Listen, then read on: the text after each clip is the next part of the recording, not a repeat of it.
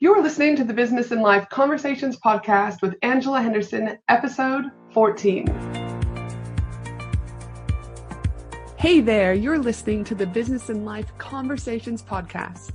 My name is Angela Henderson, and on this show, we talk about improving your business, life, or both by having amazing and rich conversations with brilliant guests who will inspire you and who will give you tips and tricks to help you grow both in life and in business. Hey there, welcome back to Business and Life Conversations podcast with me, your host, Angela from Angela Henderson Consulting. I'm so thrilled that you're tuning in today because it's going to be an epic episode as we have Christy from Plan joining us today, where she's bringing her A game to talk to us about the top 10 Instagram hacks to grow your business. This episode is going to be filled with juiciness just like a jam donut, so let's get ready to rock and roll.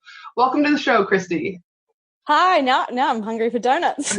Well, I'm glad you are, because one of the things I do with all my guests I like to get to them to know you a little bit more, is my first question to you actually is what's your favorite donut? Oh my God. Oh, can I tell you something really crazy? But I used to not be able to eat gluten at all. And then my appendix exploded and I got it taken out. And now I can eat gluten. So I'm still delving into the world of donuts. I don't think I've tried them all, but I think anything with custard or the original glaze, that's kind of where I'm at, because I haven't been used to eating such sweet things. I'm just kind of going around the edges still. Oh my goodness, yes, still good. And if you're ever at the airport, make sure you hit those Krispy Kremes, because those suckers are next level. Oh, the original glaze Krispy Kreme for me, always. I know. Oh my goodness. Well, so sorry to hear about the appendix. That's not fun in any ways. But I guess on the other side, hello gluten. Yeah, didn't need it anyway. Exactly. It's just, in there, same. So now listen, obviously we're going to talk all things Instagram today, which is going to be great. But before that, I wanted to share a little bit of stats, because I went to Social Media Marketing World in San Diego earlier this year. And let me just say, it was amazing.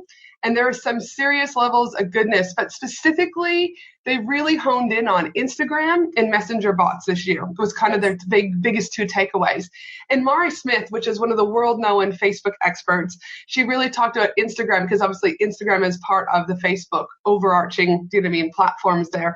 And interesting data that she talked about is that 25 million business profiles worldwide, and that was as of March, so obviously those numbers would have increased. 2 million advertisers use Instagram to share their stories every single day. They've got 200 plus Instagrammers visit at least one business profile daily. They also talked about 60% of people say they discover new products on Instagram, 80% increase in time spent watching video on Instagram, and 1/3 of viewed stories are from businesses, which is pretty phenomenal, thinking, that equates to about 33% of stories are coming from businesses that are being watched. Correct. And they just hit 1 billion users, so officially still the fastest growing and most engaged platform. Oh my goodness. It's and I always say, pick your platforms, obviously. Yes. You don't want to be on everything, but Instagram, especially from a product base, e-commerce, a service base, but there's so many levels of goodness if you can just kind of find, how to use it appropriately. Mm-hmm. And obviously, this as being a multi-award winning Instagram planning, scheduling, and analytics app guru. What are your thoughts, though, about how fast Instagram is moving this year? Because I agree that they're moving fast and it's great, but I guess from my side, when I'm working with my business consulting clients, there's a bit of overwhelm. And I'm just wondering, is that going to work against them? What are your thoughts? Oh, well, the thing with the beauty of tech and social media is that it always changes.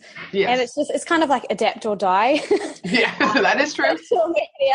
And there are some days that I even struggle. I take a week off sometimes, which is very, very rare. And I come back and I'm like, whoa, look at all these changes. But as long as you accept that is just life, social media, then I think you're okay. And if you have the people that you reach out to, or that, people follow us to get the information when there are changes, and just keep up with it. And if it is too much for you, social media is one of the first things in a business to outsource or delegate or get a team member, because marketing is really important in a business. Yes. And if you are feeling that overwhelmed, then maybe it's time to look at delegating. Yep. And I couldn't agree more on this one, because so many times when my clients come to me and we're looking at things and I work with them about what do they love doing? What do they kind of go, meh, do you know what I mean? I don't love it, but I'll do it. And what do they hate?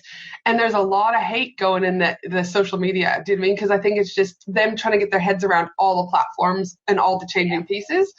So as a business owner, you've also got 17. I actually sat down one day because, I mean, I'm a small business owner myself, and I started out completely on my own. And I sat down and wrote all the different job descriptions in my business, and I had 17 jobs. And yes. So I decided to write the job descriptions out and then start delegating as I started to A, hate them, and B, focus on other things. Yes, but I think it's also important that, you know, in order to grow your business, you need to be able to have time to work on new projects and things. And so sometimes doing the Instagram, it might not be, you know, as important because it might stagnate your overall business growth. So I do think, there comes a times where outsourcing is there. Agreed.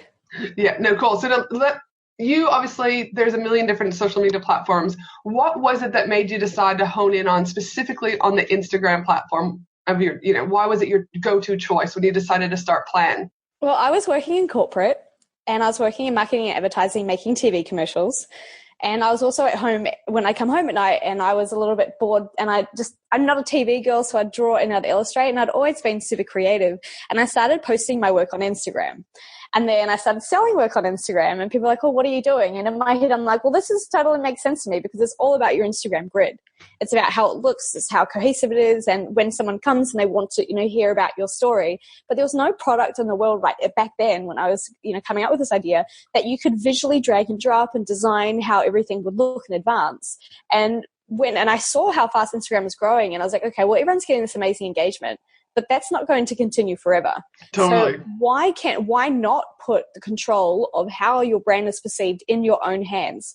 And I started talking to people, and they were like, oh, well, I have a secret account that I post on to see how the grid looks, or I paste and then delete, or like all these random things. Like someone even said to me that they had MS Paint that they were dragging and dropping images. No. And I was like, no. So it came from something that I wanted, and I was, you know, doing it by sight because I'm quite creative. But when I started consulting, and then I started consulting on Instagram, I cue that entrepreneurial, there's got to be a better way.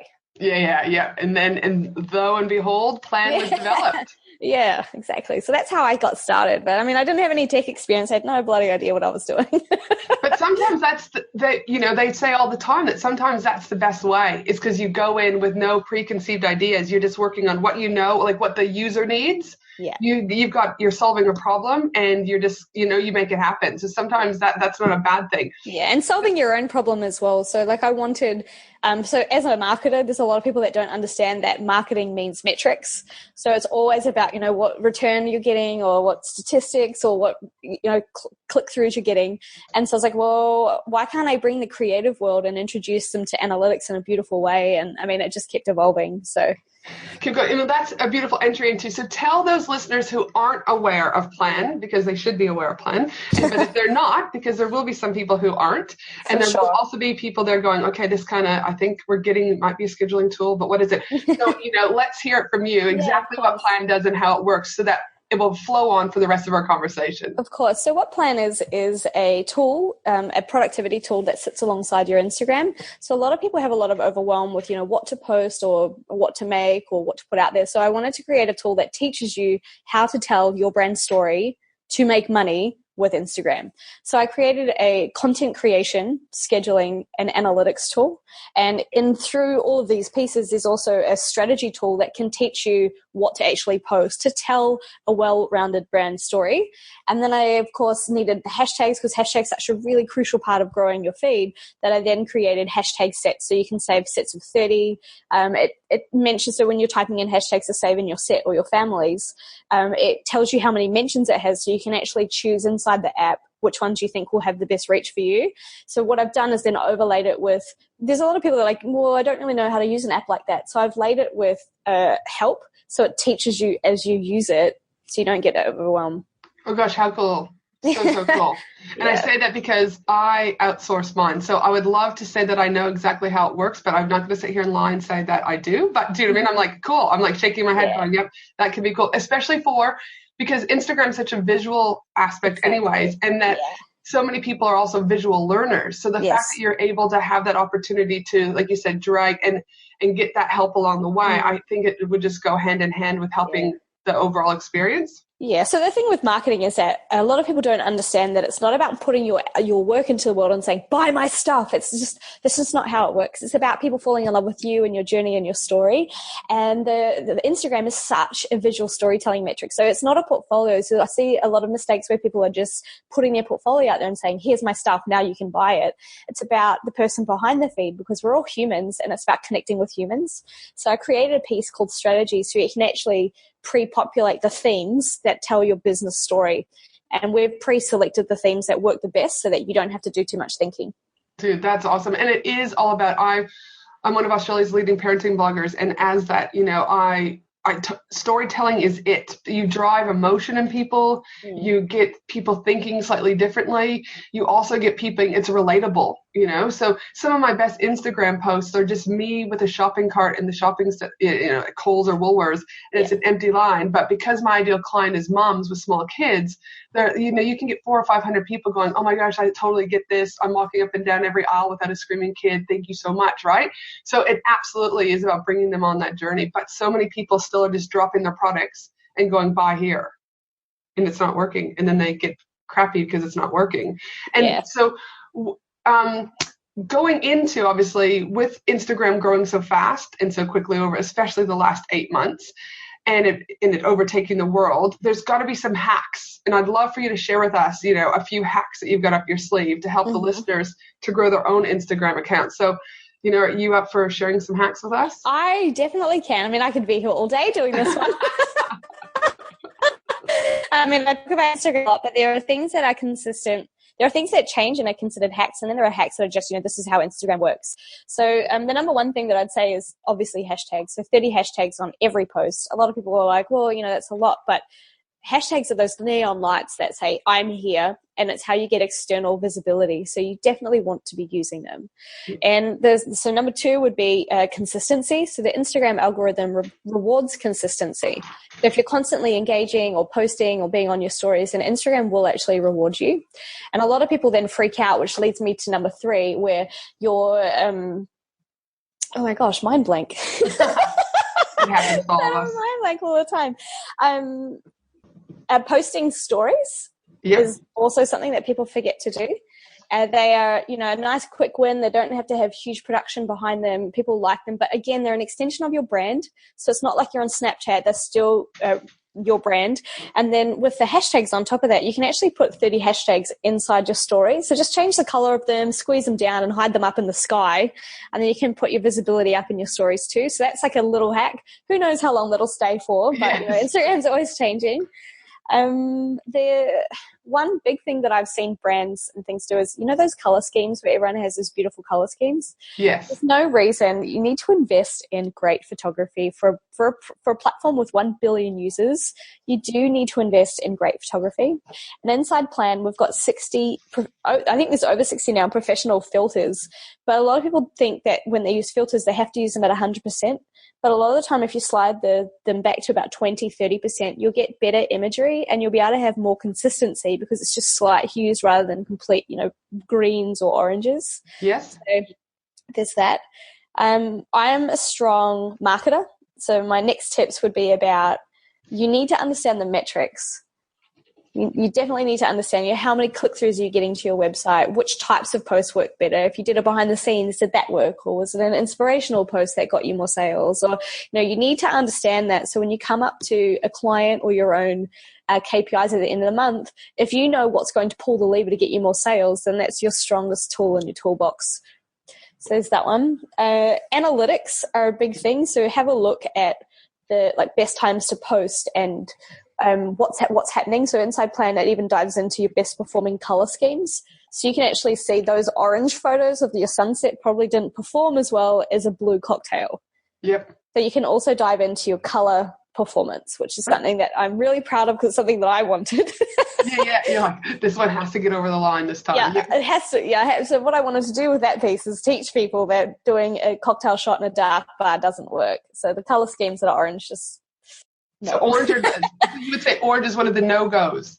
I would definitely say oranges. Dark, dim oranges are a no-go. Okay. And what would you say are the number one colors? The bright blues and greens. The blues and greens. All right. There you have it, people. Yeah, the nudes, blues and greens. So that's that's what I see in my target audience. It's going to be different. If I had a younger female audience, I'd probably be looking at pinks. Okay. And jade. So it's all about, understanding your people. Yeah, no, absolutely. And again, but that's with any marketing thing is, if you have and I said my client who's my ideal client, a 38-year-old woman, right? Mm-hmm. But I'm showing Instagram photos of a 21-year-old in bikinis. Even though my 38-year-old can probably still work a bikini, right? But she's not. She's also got, we potentially have had a couple of kids. We've got some love handles going on, and we're proud of those. But we're not the 21-year-old in the, do you know what I mean, thong. Yeah, it's not relatable. It's not. And so, yes, you've constantly got to be thinking about what's, even again, color, where are they shopping, etc. No, totally. So, yeah, blues, greens, potentially the pinks, but not the oranges. I mean, that's my personal experience, but I've looked at a lot of accounts, but that's kind of an overarching theme I found. All right. One of the biggest tips I give a lot of people is that, you can schedule and you can plan, but it's actually the beauty of social media is in being social. So I would say it's 20% posting and 80% engagement. Mm-hmm. And that's anywhere between going over and liking other people's posts or having a real conversation. Try and stay clear of going thank you or nice. If you actually respond to a comment with another question, you'll have a higher reach because you'll have more engagement on your post. So if you're responding to someone that just says, hello, great post, and you just go thanks, you're kind of cutting your own reach off. Yeah. So having that chatty conversation there. And I think I'm almost at 10. I honestly, like I said, actually you are.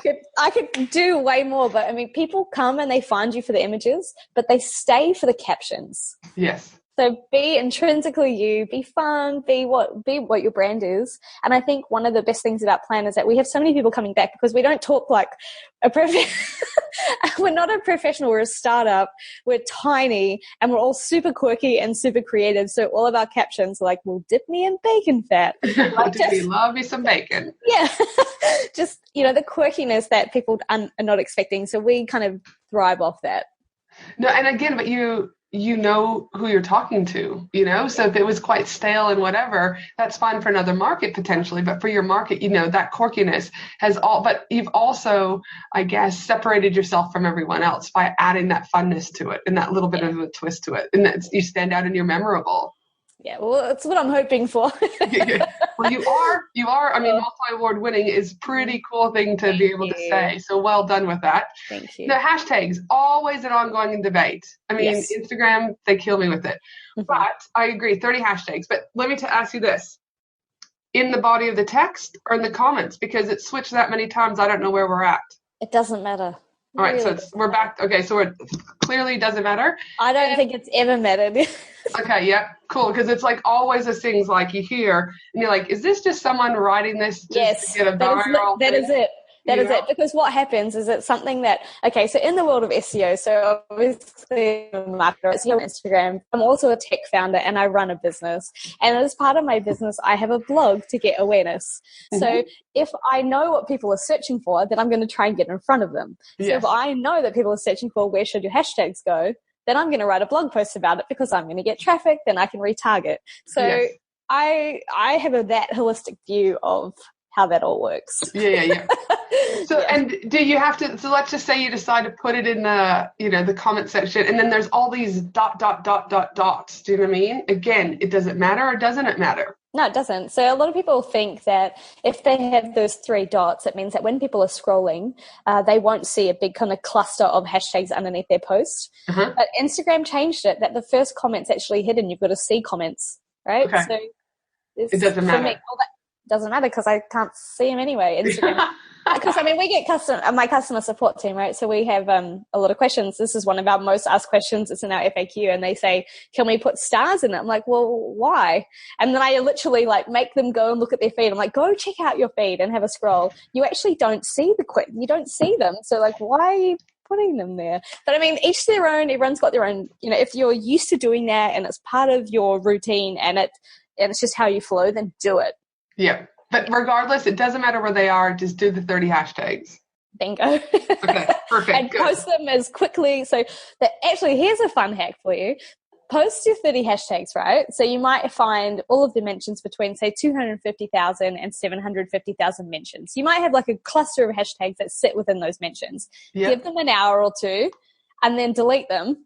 And then put in your hashtags that have under 50,000 or under 25,000, and you'll get the tail end of those that are smaller. Interesting. I've never done that before. Very cool hack. I may have to do some split testing, I think. Very, very cool. Let me know how you go. All right. So start with 1 hour or so later, go back, delete them, and then enter the other 30, and you'll get kind of the back, like you said, the backlash, do you know what I mean, of the algorithm. Of the smaller, you'll get the smaller hashtags trending. Yeah. So you might only stay for an hour or two in the big hashtags, but you might get a day in the small ones. Okay.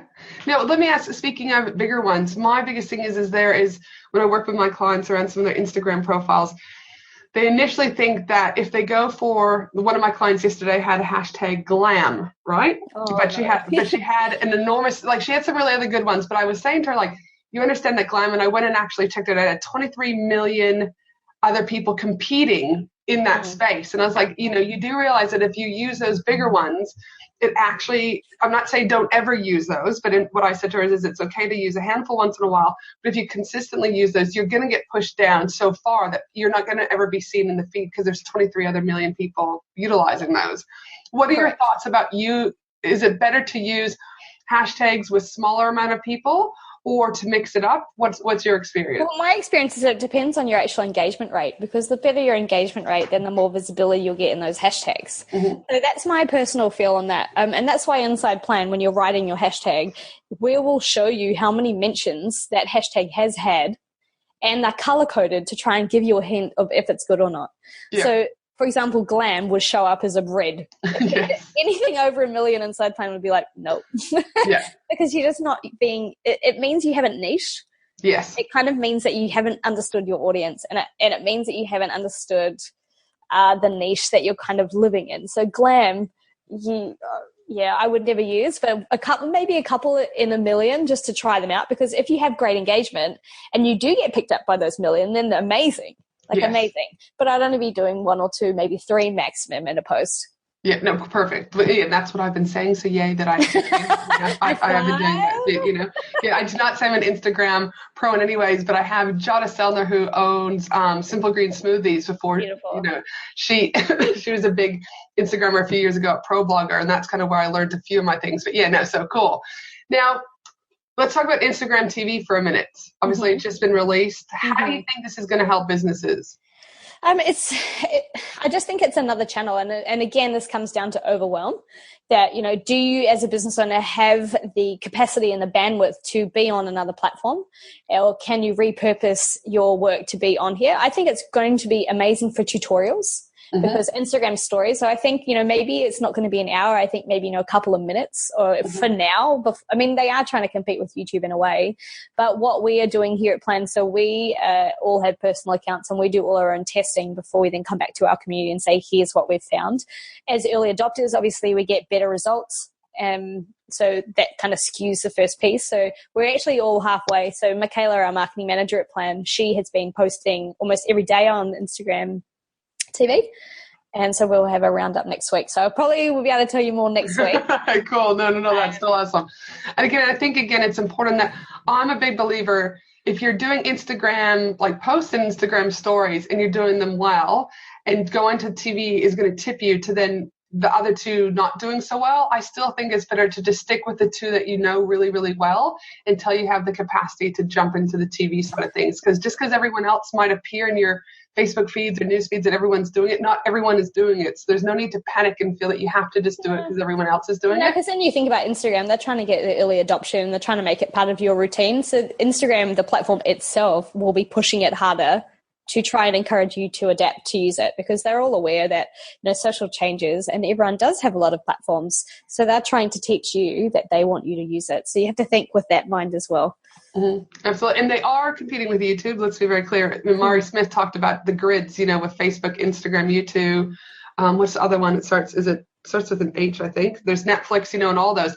And Facebook collectively is going hard. You know, you've got Facebook Live, you've got Facebook TV, you've got the episodic, shows that are there. You've got Instagram being released. So they are competing big time, with those other platforms to try and kind of win that monopoly. So it's going to be interesting to see when I go back to social media marketing world next year, where we're at with that data. Because I think they will have gained a little bit, but equally as they gain, I think Netflix and those guys also gain. Yeah, I think the history of like Instagram for me, because I'm a bit of a future thinker, I have a feeling that they're just going to start, how Facebook has become an ingrained piece of your daily routine. If you're on it to be in Facebook groups or to read the news or look at memes, it's part of your daily routine. So I feel like Instagram will start connecting and interacting with others. So we've seen it with Shopify. We've seen it coming out with I think they're about to launch a hotel booking system. So I feel like it's just going to start integrating into your own life. Yeah, no, hands down. Absolutely. And it's a fun, I find Instagram to be fun. There's just so much color. There's so much, photography is very different. Whereas Facebook, it can be nice, but sometimes you're like, well, I've had one positive post and then there's killings over here and there's this and that. I'm like, okay, back to Instagram. I'm feeling not that I live in a bubble and minimizing what happens in the world and some of those horrific things, but I just sometimes I just need my happy zone. I'm just going to go back to Instagram. This sounds really random, but I've started roller skating. Okay. As my escape, because I didn't look after myself for a couple of years while I started building a business. Yep. And I started roller skating. So for me, my feed right now is just full of roller skating tricks. Yeah, you're killing it on the roller skating field. Or what is it called? Not a field, roller skating, a rink? Well, I just go outside and just do tricks and jumps. So you're not doing a derby or anything? No. Just I've got these bright pink and bright green skates, and I jump outside and put headphones on and skate along the water. It's great. Dude, good on you. And are you feeling better for doing that? Oh, yeah, 100%. Yeah, getting back outside, connecting with nature, all that. Yeah. Not working, because running a business, you get to choose what 18 hours of the day you work. Exactly right. Especially when you're in startup, let's be honest, I do talk about this in a lot of my other episodes. It's not necessarily about the hustle, but the reality of it is you have to work hard, so, and that will look different for everyone, but, So well done for getting back outside and finding, something that you love again.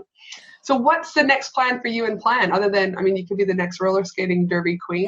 But besides doing that, what's the plans for you and Plan? We are actually, so we've been an app for a very long time. So, the app, when I say a long time, 18 months, but it feels like, it feels like forever already. And we are, the company is bootstrapped, which means it's completely self-funded, which is almost unheard of for a tech company. That's cool. So cool. Requests for new features and things, but I've been working really hard with a different team on building a web platform. Mm-hmm. So we're about to enter our beta. So keep your fingers crossed, because who knows what happens in the world of tech, so that we can bring Plan to bigger companies or people that like to work from their computers and give more flexibility and options for people. Oh my goodness, how I am so excited. Honestly, I've been wanting to do it for over a year, but it costs so much money, and I'm the product designer as well, so I have to design 100 screens and then find developers, and so it's been really challenging. But I'm one of those annoying people that wakes up on a Monday, it's oh yes, going to work, good to do something. Oh gosh. See, so in regards to liking your job, I genuinely like what I do. I don't look at it as work. So some people may choose at night to sit on the couch and watch Netflix for 8 hours. And that's totally fine, because that's a choice. But I actually don't mind that if hubby and kids are away, I potter around and do something else, because I just like what I do. What's your take on it? How do you feel? There's no wrong or right way, but what do you like? I am not the poster child for work-life balance, and I am terrible. And I don't condone how hard you should work, and I don't have any rules around that, but I work a lot of hours. Yeah. But I do enjoy it. I might go I'll try and take a couple of hours in the day or go for a walk or something like that. But I get home, and when I say I get home, I have 2 tech teams. I have one for web that starts at 5 a.m. in the morning from New Zealand. And then I have an international team. Then they start at 4 p.m. Yeah. So my day, doesn't really end. And again, that's there's no wrong or right way, but I guess you've also identified that, you brought roller skating back in, you're connecting with nature again. So, and balance looks different to everyone else. And so I think it's important for those listeners out there that I think neither Christy or I are going to be like, you must meditate for 8 hours in the morning before you do this, or you must drink. I'm like, I've been chugging my Diet Coke during this thing, I too am, you've got to find what's right for you. So, and what balance. So I stopped, later at night now, I've stopped working maybe an hour before I go to bed and just spend some time with my husband. I do meditate, I do some stretching on the floor, and I do all that before bed because I was finding that I was waking up having panic attacks in the middle of the night. So I'm like, all right, so there's some like self-care things that needed to come in, hence the roller skating and getting out for walks. So I learned where my limit was, and now I'm working backwards. But it's a good thing to talk about because I'm a huge mental health advocate. I'm a mental health clinician by trade of 15 years, and I too suffer from depression and anxiety. So I talk quite open about it, and I also love when other people talk about it, not because of the pain that they've had to go through, but to kind of normalize it, because I think normalize it. Yeah. Society very much is, don't get me started on the mental health. I didn't even know what panic attacks were until they started happening. And when people used to tell me they got panic attacks, there's no way I could understand it until I then experienced it and was like, wow, this is horrible. You're like, yep, and we're roller skating people. We're back to roller skating. So, no, good on you. So Plan, you've got, potentially you're in beta for the desktop version of Plan, which is super, super. Almost, yeah. That is so fun. And one thing, again, I like to end with is another question so people get to know you. Who at the moment are you looking up to in life and in business? If you're kind of like, do you have a mentor? Do you look up to someone who isn't a mentor? Do you, what is it? Who do you look up to? I look up to the people who have been able to build beautiful lifestyles. So they've made a really cool business and they're really happy, but they've built a lifestyle that goes with it. And they're not usually in tech and they're not usually in marketing. So it's like a mixture of things. I do have mentors that I look up to that are product owners. So my love I've found through doing this is that I love creating products. Mm-hmm. So the people I look up to are the people who have created cool things or designed cool things or that, like, so I'm more that way inclined rather than like, here's this amazing person. So I like to, to not one particular person, just particular things, I think. No, that's awesome. Very, very cool. And for the listeners that are out there, if they'd like to get to know more about you or more about Plan, or if they want to purchase and start testing Plan for their own Instagram accounts, where can they find you? So you can download the app on Apple and Android at Plan for Instagram. If you search Plan, Plan Instagram on the app stores, and then planthat.com. And we have Plan That on Instagram as well. So we do daily Instagram tips and tricks and more hacks and how to use the app and how to make images look great. So we do, so one of the biggest things for us is teaching our community how they can grow and be better.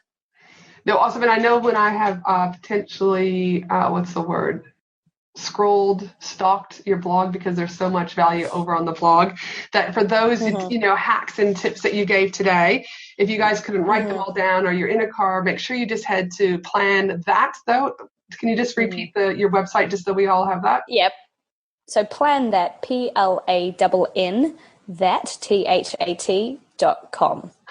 Head over there, hit the blog, because they've got articles coming out the wazoo of super ways that you guys can look at your Instagram account. Great, tips. The goal of the blog, I'm so glad that you said that, because the goal of the blog was that I wanted to give people the value that most people charge them for. So it's all free. It's amazing. I've been there, looked at it many, many times. So make sure you head there. Super, super amazing. And for the rest of you guys that are listening, my team and I will also be putting together the whole transcription for the episode at angelahenderson.com.au.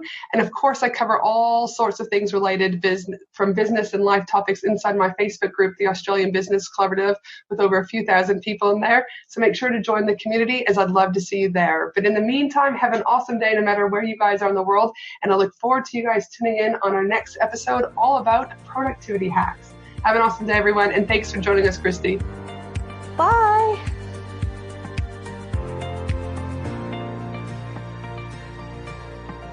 Thanks for listening to the Business and Life Conversations podcast with Angela Henderson. www.angelahenderson.com.au